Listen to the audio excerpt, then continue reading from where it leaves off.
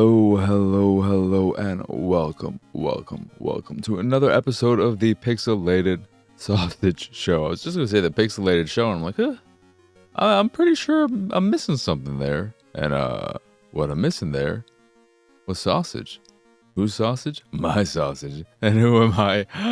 I'm Marcus Nez. Hi, I'm your host as always, and got a few games to talk about, movies, TV shows, and then thankfully a lot of Patreon questions to round out the show, because it's going to be a light show in terms of just games and whatnot to talk about, especially since the two games I have to talk about, I don't have much to say about them, and not great, either of them. But yeah, it's been a time. I don't know what's happened since the last episode. I feel like between then and now, time has just kind of disappeared. I don't know what's going on right now. I'm very confused, and we're just here to talk about this, that, and whatever. I asked people who watch the video version of this podcast if the lights bother them or make them think or feel anything, and no one replied. So all you video people, I hate you. Y'all suck. You're garbage. I'm just kidding. Like, subscribe, hit the bell, baby, all that jazz. Yeah, YouTube, bang it, bang the drum next to the bell. There's no drum, but hit the bell. Go ding, ding. You know how Will Ferrell was like, I don't say this because it's Christopher Walken who says I need more cowbell, but he's the one who gives it. He can give me the cowbell. Anywho, let's just fucking get on to the few things I've been watching and whatnot. So, I watched Prey, the Predator prequel that is available on Hulu, and I think it's going to be getting a physical release in November-ish or so. And this movie has gotten a lot of praise. A lot of people like it and are talking about how great it is. It's the next best, or it's the best Predator movie since the first one, since the original.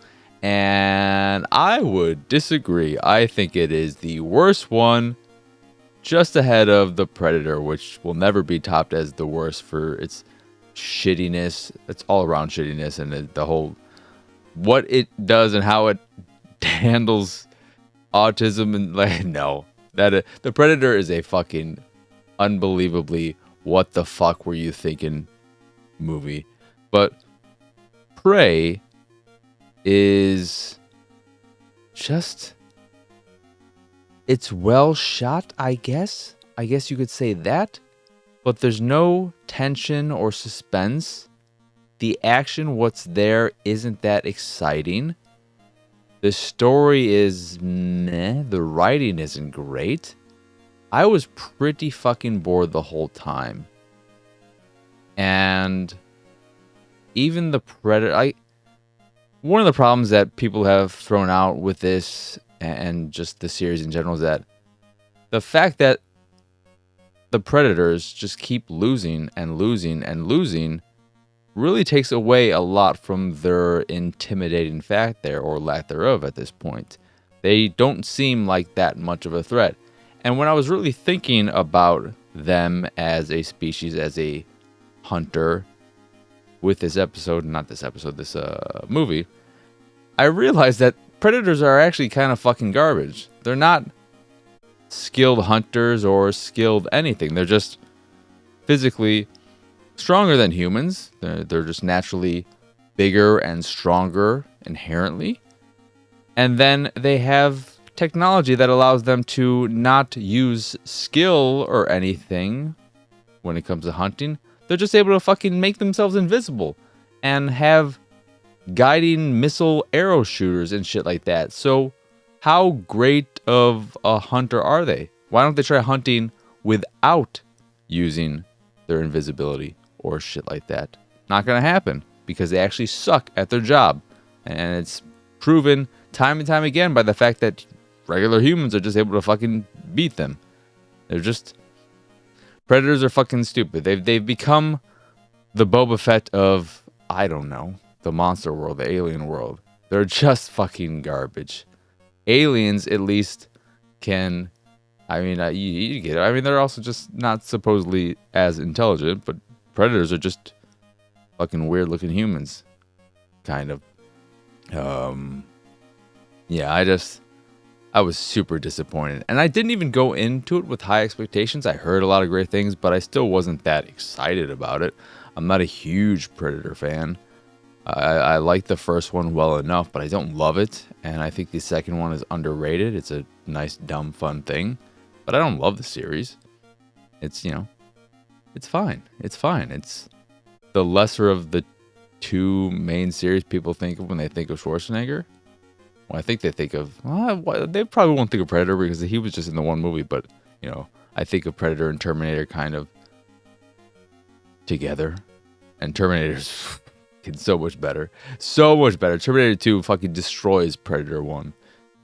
But, yeah.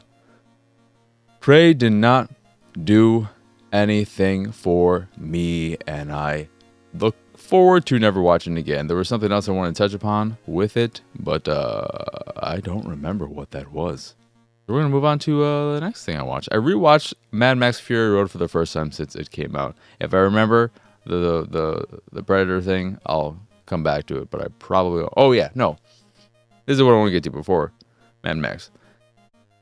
If we get any more Predator movies, what I would love to see is either the Predator, the species. I want to see them going to another alien planet and hunting alien creatures, and that's it. No human. The key is no humans. I don't want any humans in a future Predator movie. Either have them hunting other aliens on other planets, or have some kind of Civil War type thing, Predators against Predators. I don't want anything else. And if you fucking make another Alien versus Predator movie, make it just that. Not Alien versus Predator versus humans. Because that, the first Alien versus Predator movie sucks. The human is so important, doesn't do anything. The Predator fucking sucks. And, I remember watching that and thinking to myself, what the hell is going on? It's 30 minutes in, and you've just killed off all but one human and all but one Predator. What is this?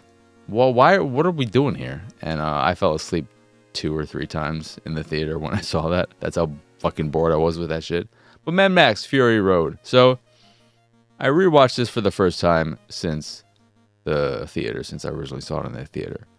And I was disappointed when it originally came out because I heard such amazing things, how it's one of the greatest things of all time, greatest action movie of all time. It's a feminist masterpiece. It's just the fucking best thing in the world. It's just, you can't not love this amazing, incredible, once-in-a-lifetime movie. And I left thinking, okay, I can appreciate it from a visual standpoint, but substance-wise, it didn't really do much for me. And feminist masterpiece? Oh, okay. I mean, it has some strong female characters, which is nice, but in the end, ultimately, they still need men in order to succeed, in order to get their goals completed. I think that kind of negates any feminist masterpiece chances. That's just me. I don't know. I can't speak to what does or doesn't make something a feminist masterpiece, but I would not put it there. I think all that praise really turned me off. Not that I'm against that. I would love to see a movie like that. Maybe Furiosa will be that. But this was, after all, Mad Max, Fury Road, not Furiosa, my road. So, it's still a Mad Max movie. You're still dealing with his trauma. And he's often saving the day. There are instances where it's like, oh, I'm a fucking terrible shot. I can't hit anything with this sniper rifle. Or use my shoulder. All right, great. You fucking did something. But then he still has to do shit that leads to them ultimately succeeding. And the Abata Boy kid sacrifices himself to prevent the rest of the bad people from following them back to the city, etc. So it's just, that whole thing was a bit much. Strong female characters, yes. Feminist masterpiece, no. And so I figured when I eventually rewatch it, whenever that day would come, I would feel differently. I would enjoy it more because I wouldn't have all this hype surrounding me and my viewing experience. That was not the case. I think I might like it less because the lack of substance was more clear now. I think upon the second viewing, I did appreciate the strong female characters a bit more. I think there were more instances than I remember there being where, like, actually, Furiosa is doing a lot of the lifting. The feminist masterpiece, the masterpiece word is the problem. It's a good movie with strong female characters that do a lot, but it's not perfect and not masterpiece worthy. But the story, I could not give two shits about because the movie is really just, hey, look at how fucking cool we are. We are so fucking cool. You see this fucking truck? Look at that. Look at that dude in red that really stands out because of the color grade and everything in this movie was just fantastic. Like it's just a beautifully shot and color graded and all that kind of shit. Like it's fantastic in that sense.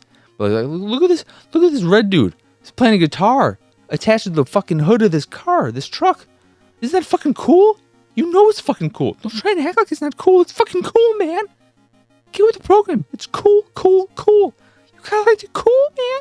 We're in like the desert and it's probably hot outside. They're sweating and they're not actually cool because there's no fans and there's no ice. I mean, there's water, but they don't turn into ice. I don't see any ice, but they're fucking cool, man. And I'm like, fuck you. I feel the same way I felt about it the first time. I appreciate it from a visual standpoint, from a filming, cinematography, etc. standpoint. But in terms of it providing a story full of characters I care about and want to see how their story plays out, I don't. And some of the filming techniques I'm not a fan of. I do not like sped up footage. So when he is getting taken in the very beginning by the white boys, whatever the fuck they are, and they're going through it, he's fighting back, and they're like speeding up the footage, so it's at like double speed or whatever. And it's a way to, I don't even think it's a way to emphasize it. I don't know the purpose of it personally. I find that it only ever takes away from a scene, a moment, because it's so far removed from reality and the way things look in real life. And it's like, oh, this I can't connect with this because this is in no way realistic. But yeah, Fury Road was ultimately disappointing. I do like, though, I was talking with some of the people about Fury Road and then the rest of the Mad Max series. I do like that in terms of a lot of series out there, Mad Max at least is interesting in the sense that all 4 movies, there are 4 movies, so that's a decent amount for a series. And all 4 movies feel distinct. They all have their own identity. I think you'd most be able to compare Fury Road with The Road Warrior. But Mad Max, the first one, is very much so a specific type of movie. And Road Warrior is a very specific type of movie. Beyond Thunderdome is a very specific type of movie. They're all cut from the same cloth. The setting and the overall vibe is there, but the stories, the slices that they are taking, it's like a pie of assorted things. So they're all pies, but you have one slice of Boston cream pie, one slice of apple pie, one slice of cheesecake, which is a pie, fuck you, and then another slice of lemon meringue. Is that the name of that pie? Lemon something or whatever. I like the lemon pie. I don't know if it's called lemon meringue, but that's a cool thing about Mad Max that I realized. And then I have been continuing to watch Stargate SG-1. Enjoying it. It's very formulaic, a little bit too formulaic, just hitting the same beats every single episode. I am not a big fan of Carter right now. She's annoying me in just how she is the scientist, and therefore I don't know. she just can be all over the place. I don't think she's the most well-written character. I don't think they have really a clear picture of exactly what they want her to be. So I'm curious how that'll play out.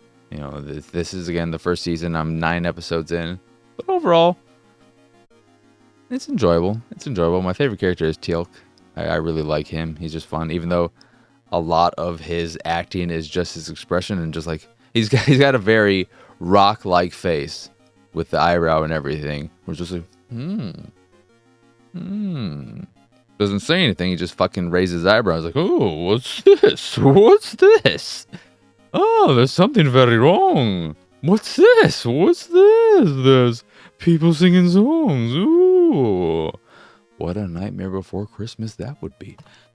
But yeah, that's pretty much it. Watching wise, I did also rewatch, or I started up again and finished Die Hard 2, and it really just is like, why are we here? It's the thing is, it's so desperate to reclaim or to recapture the magic of the first one, even though I think the first one is, like I said, it's good. It's great. It's just not top of the tier. It's no Desperado, for instance. But the way in which it is just trying to recapture that magic from the first one, having all the same characters, even if it's just for a small bit. It's like, let's get Family Matters dude in it. Just, he's not going to be in Washington, so let's just have them have a moment where he can fax the dude some prints and then get some information that way. The reporter dude who was a piece of shit in the first movie, how can we get him in this? Oh, he just happens to be on the plane with Holly, and he's going to find out about this stuff, and he's going to try and report. Let's just do that all over again. And, yeah. It's just, it's a thing. And then the crazy scene in the beginning where the dude is doing his naked karate yoga stuff. Why is it there? I saw him with Conan, and it's like, yeah, that's a fun scene or whatever because of how ridiculous it is. But it doesn't actually do anything or serve any purpose. Not to me, at least. I feel like when you're doing that, we should see a lot of scars over their body, a lot of tattoos, something that is, okay, he just likes to do that naked. I guess it just shows you how, I don't know. I don't need to see his fucking farmer's tan ass. I really did not like that. They should have just, you know what? If he's so serious, he should fucking get his ass tanned. I don't want to see his white ass and then his tan everywhere else because he goes around and tans in a fucking Speedo. Just do the full Monty when you're tan as well, bro. But yeah, that's it in terms of what I've been watching. I'm sure there's some other things, but that's enough of that. And I've only played 2 games. 2 games that are new. I'm not going to be talking about Apex Legends on here probably ever because I don't feel like there's much need to talk about that. So I'm going to start with, are you smarter than a 5th grader? I was legit worried about this when I streamed it, thinking, what if I'm not? What if I'm not smarter than a 5th grader? This is going to be embarrassing. And thankfully, I can say that in my stream for an hour playing through the game twice with no one ever showing up to say anything, because who actually wants to see someone playing Are You Smarter Than a 5th Grader?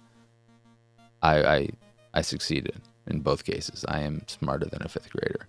And I came to quickly realize how much I overestimated the kind of stuff they teach from 1st grade to 5th grade. If you don't know how the game works, based off a game show, you have 1st through 5th grade. With each grade, you get 2. This is the way the video game works. You get 2 questions, and you get a classmate that there are 5 of, and 1 for each grade, who is one of your lifelines. You can cheat off them. They'll be good at specific topics. And you go through the rounds of grades. They alternate hosts between them. There are 2 different hosts. No Jeff Foxworthy. And then when you get to 6th grade, you can't use any of your cheats, your lifelines, etc. And you can't get any help from a student, a classmate. And that's the basic gist of it. The problem with the game is that it's not even so much a problem. It's just that who's it for? Kids? Do kids want to play trivia games? I don't know. But if you're an adult, it's way too fucking easy. So unless you're going to be playing this with your child, or you're a child who really likes this and wants this and is like, Mommy, Daddy, are you smarter than a 5th grader? I don't. And if you are a kid, why would you want to play this? It's like, are you smarter than what you are? Okay, I don't know. Maybe a 3rd grader would get a kick out of this, of knowing they're smarter than their current grade. It's too easy to be in any way interesting for adults, and I just cannot see kids wanting to play this. So I'm like, who is this for? And the answer is I don't know. I don't know. Seems like it'll be a grind to unlock all the achievements and unlock everything, which is dumb. There's voice acting and all that jazz. There was one bit that I learned something on, and I hate that I know this knowledge now. But at one point, when one of the hosts was asking one of the classmates to provide them with a fun fact, the kid went, Buffalo, Buffalo, Buffalo, Buffalo, Buffalo, Buffalo, Buffalo, Buffalo. And I think because of the way the voice act is handled, there was no change in inflection or his speech pattern or anything. So it's just like the same recording of Buffalo repeated 8 times. And I thought, all right, this was clearly a bug, because what the fuck is this Buffalo shit? Who the fuck says Buffalo that many times? What is this? Because he just said Buffalo, Buffalo, Buffalo, Buffalo, Buffalo, Buffalo, Buffalo is actually grammatically correct. And I'm like, fucking what? And when I talked about this, when streaming the game I'll be talking about next, I was informed that that is a fucking sample sentence that is showing various different things of grammar. And I was like, what? This is stupid. I fucking hate this. I got a degree in fiction writing. I went to school for writing. No one ever talked about this Buffalo shit ever. I've never heard of this Buffalo thing in my life until now. And now I feel dumber having that knowledge in me. I hope I'm able to forget. I want to go run into a wall and bang my head against it until I'm fucking amnesiaed up all over the place. And specifically, I want to forget that. I don't even want to say that knowledge. I don't want to say I want to forget that knowledge, because I don't think it is knowledge. It's not valuable. It's stupid as shit. Buffalo, Buffalo, Buffalo, my ass. Fuck off with that shit. But are you smarter than a 5th grader? Who's it for? I don't know. It's not for you. It's not for me. Just act like you were when the Buffalo you did not know before. I was trying to find a way of rhyming in there and it did not work. Then the last game I played is The Company Man. And this is an action-adventure, side-scrolling, 2D platformer with nice art reminiscent of Penny Arcade a little bit, where you play as a up-and-coming employee who, because of circumstances, ends up becoming the CEO of this company. It has, story-wise, a bit of a Hudsucker Proxy vibe to it. It is not anywhere near as well-written or as interesting as that movie, or something written by the Coen brothers, of course, because why would someone on the level of the Coen brothers be writing for video games? Even though I think Hudsucker Proxy is like mid-tier Coen brothers. Watchable, not something I would want to own. And I say that because I did own it for a period, and I think I may still have it, and I just haven't put it up for sale. I don't know if it's still in my to sell pile or not, but watchable, but not one of their best. Not one of the worst either. But the real problem, though, with The Company Man is, one, it's buggy. That's definitely a problem. But as responsive as it is, it's pretty responsive. The controls feel relatively tight, and when you want to do something, you do it. The difference, though, or regardless of that, it just isn't fun. I hate the level design. The level design is incredibly boring and dull. The levels, I only finished the first 2, but I was surprised by how similar they looked as well. There are only 6 levels in the game.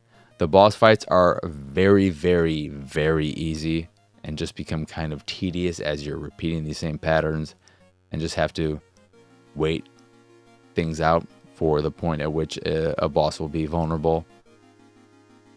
And then the enemies themselves range from whatever, I don't care, to what the fuck is this even doing, erratic, and it just wasn't fun. The action is not fun. You have a mechanical RGB keyboard that you use for a sword, and then you eventually get the ability to shoot emails, and you'll upgrade this over time. You'll get additional different types of firing modes. So at first you just have a base like laser shot, then you get a spread shot that does more damage, and it's, you know, essentially a shotgun. It uses energy, which you regain over time. There's a bit of an upgrade system that allows you to spend coins earned during levels to improve your total health, total energy, etc.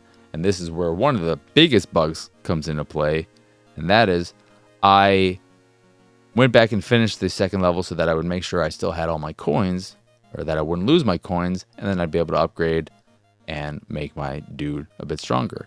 But when I finished the second level, not only did I not get the coins for that level, but the coins I earned in the previous level, everything was gone. I had 0 coins when I completed the second level.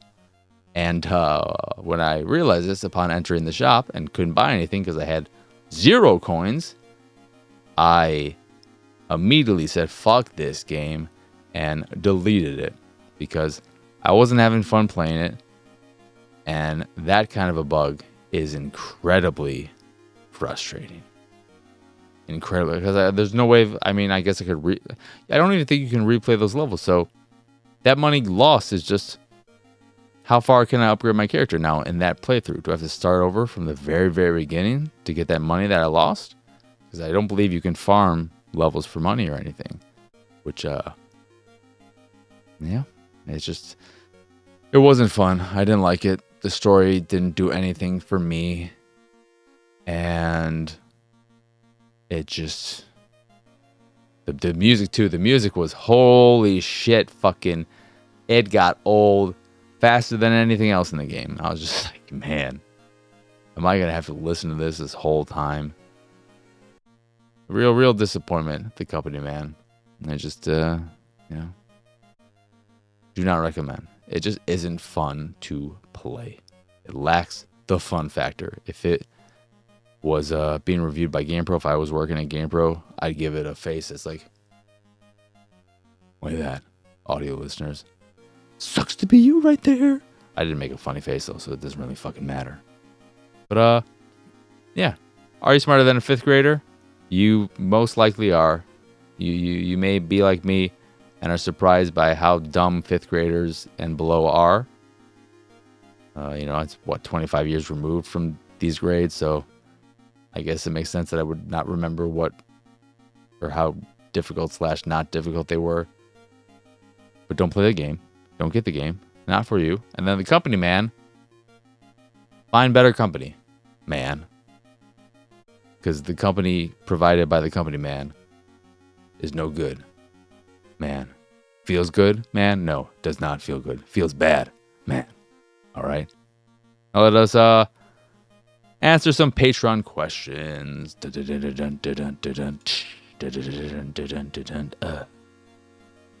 All right. From Lunchbox.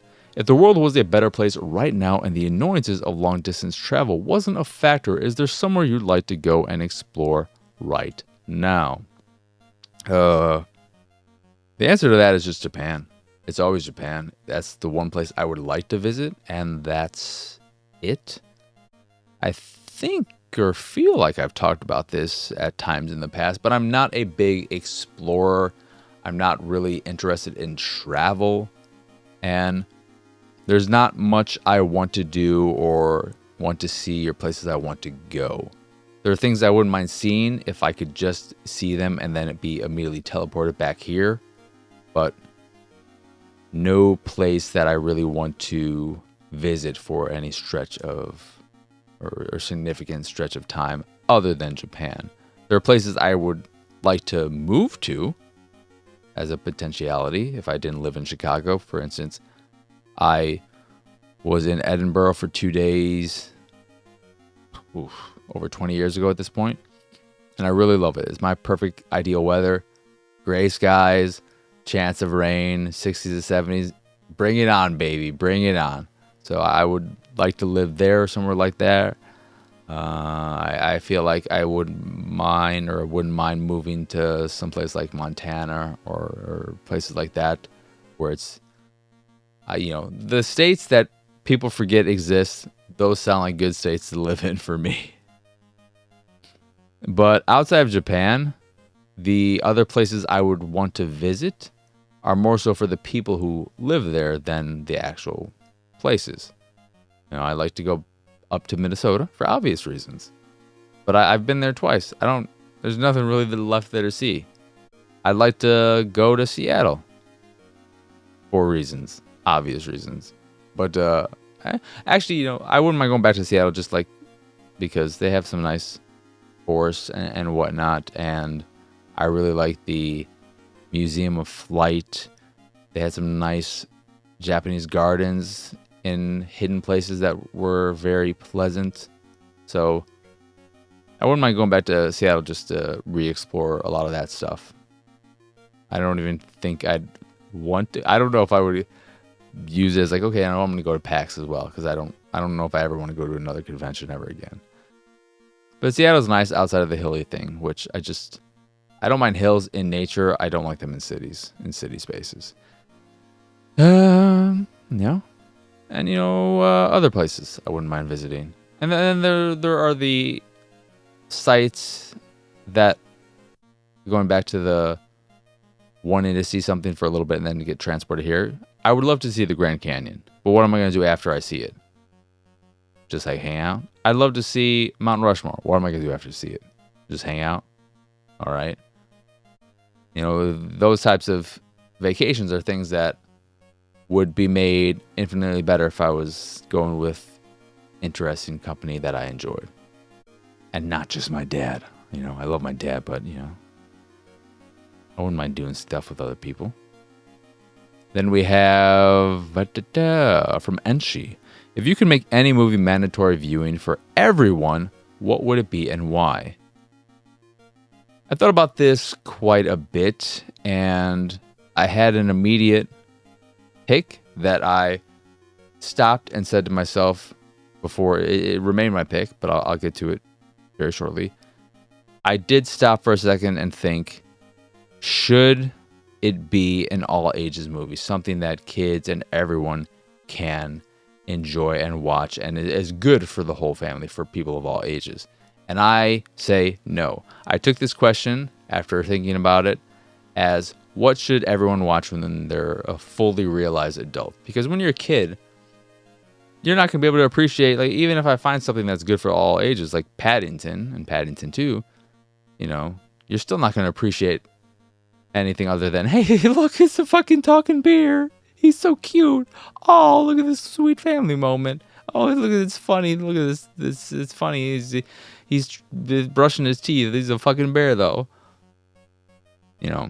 So this is an adult thing, and my answer is Drive. We talked about this at some point, actually, when we were talking about ratings and 5 out of 5, 10 out of 10, and how I don't look at that as equaling perfect. But I don't know if you said that is how you exactly look at it, or if that's close to what you look at, or a rating like that. But to me, that is just a movie game, etc., that I really, really love. And it doesn't mean it's without flaws. It just means that it clicked with me on such a high level that I would give it that score. But Drive is as close to perfection as a movie has ever gotten for me, if not perfect. And it's because it is excelling in every aspect at the highest level. Everything comes together. Everything is an important factor in that movie. And it is such a perfect amalgamation of all these different things. The acting is great. The directing is great. The lighting, the audio, both the soundtrack and the audio in general, the colors, the cinematography.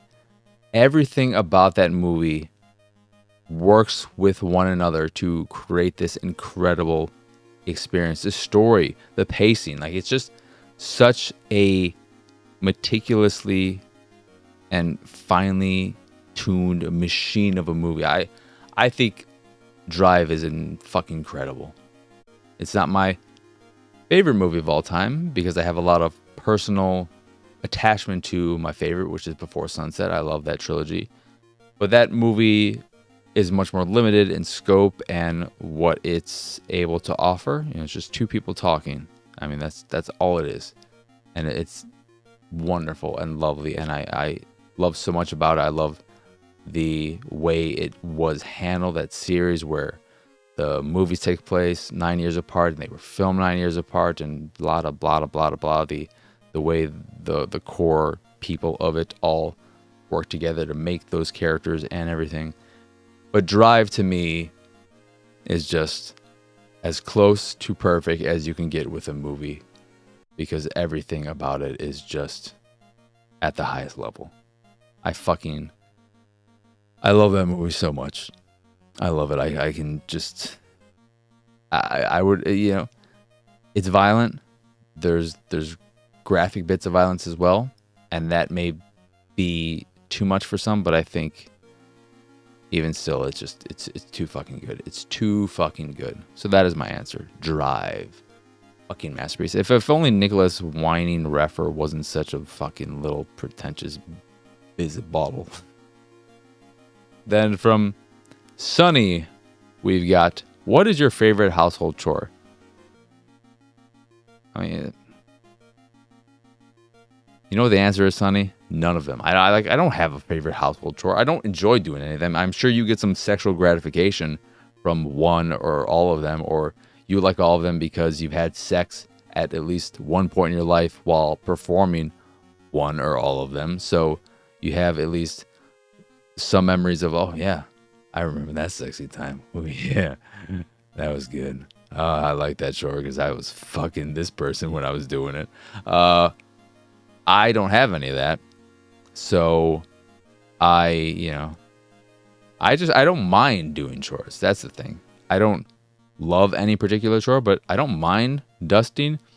I don't mind sweeping or vacuuming, doing laundry, etc. I'm trying to remember. I know that there's one thing I hate doing, and I can't remember what it is right now. But there's something I hate doing. But everything I just don't mind. I'll say with dusting, like with a top of a bookcase or top of my desk, I have a lot of figures and stuff like that. I will dust, and I do my regular cleaning every week on Sundays. I don't remove them to clean under them, and I never will. That's way too much of a hassle. I got too many figures to fucking pick up and then put back in place. I don't have a favorite chore. Why? No. I don't mind doing the dishes. Like, I don't have a dishwasher. I don't enjoy doing the dishes, but I'm gonna fucking do them because I like clean dishes. Whatever. Laundry. You know what I don't like about laundry? Is that I just want to have two fucking different baskets, one for whites and one for colors, so that I don't have to fucking sort them out after the fact. But my dad is like, no, it's easy enough. And so I never do the sorting. Because I fucking hate that. I'm just like, fucking, I will pay for this shit. I'll pay for a second basket. Can I just buy a second basket? He's like, I'm not going to use it. All right, great. Fucking, well, then I'm not buying a fucking second basket. You're not even going to use it, you asshole. Wonderful. But from Jedi, there's your answer that there's no answer. Then from Jedi, in a non-serious way, what would you do for a Klondike bar? And this is where Jedi has lost his streak of asking great questions, because this is just, it's I guess a fun, cute way of asking, hey, can you just make up something that you would really hate doing and tell us what it is? I'd give up oatmeal for the rest of my life for a Klondike bar. Hell no, would I actually do that? But that would be a crazy thing for me to do because we all know how much I love oatmeal. But you want something real fucking crazy? Oh, yeah. For a Klondike bar? Oh my god, a Klondike bar? Those are so good. I'd do anything. I would fucking suck on each individual toe of one Levity. I just suck on them until I fucking scraped off the dead skin, and then I would chew on that dead skin. I'd get up a big ball of it. I'd mix in a little bit of bubblegum so that I don't accidentally swallow it, and I can just enjoy the dead skin of Levity's toes in my mouth for the rest of my life. Maybe get a little bit of hair in there. Yo, oh my god. And then I eat a fucking Klondike bar. And when I eat the Klondike bar, I'm gonna be like, oh man, I really want this fucking dead skin gum ball instead. And then I wouldn't finish the Klondike bar because I couldn't stop thinking about sucking on Levity's toes. Are you happy now, fucking Jedi? I hope you're thinking about it too. I hope you're thinking about sucking on his toes. You're fucking welcome. And I think that might be the only question. I don't think Living Large asked when he just talked about how he thinks Klondike bars are shit, and then everyone else was like, you're shit, Living Large, because you're wrong. Yeah. That's it. That is it. No more questions. So, yeah, that'll do for this here episode of the Pixelated Sausage Show. As always, once again, blah, blah, blah. I am Marcus Nez, your host, and you can find me pretty much everywhere at PX Sausage on the Twitters and whatnot. The whole outro thing is something that I really gotta just... I gotta do it in my head a few times to get more in the handle and hang of things and everything. But I am Marcus Nez, your host, and you can find me pretty much everywhere at PX Sausage. And of course, if you are watching the video version, you're doing so here on the YouTubes. Please like, subscribe, hit the bell, and all that jazz. If you haven't already, it is greatly appreciated. It does help. Leave a comment and all that to show YouTube that you like what you see, what you hear, and maybe we can have a little conversation about this or that was said on the show too. We can have a little discourse. There's also a Discord, which you can find along with all my links of import over at pixelatedsausage.com/pxs. And of course, if you enjoy this show or any of the other stuff I make, you can go over to patreon.com/pxs and support me and my nonsense that way. That is where you'll get access to being able to ask questions that I will answer here on this podcast. So yeah, that sounds appealing. You can do that and you'll become an approved user on the YouTubes, allowing you to fucking spam whatever bullshit you want and post links probably too. I don't know what it means, but you can become an approved user if that sounds appealing to you. And I stream on the YouTubes as well. If you want to see past streams, like the streams for Are You Smarter Than a Fifth Grader and the Company Man, etc., that's on the YouTubes as well. But that is it for now. So as always, thank you for watching or listening. I hope you enjoy this here episode, and I hope you have a wonderful, wonderful rest of your day. Bye!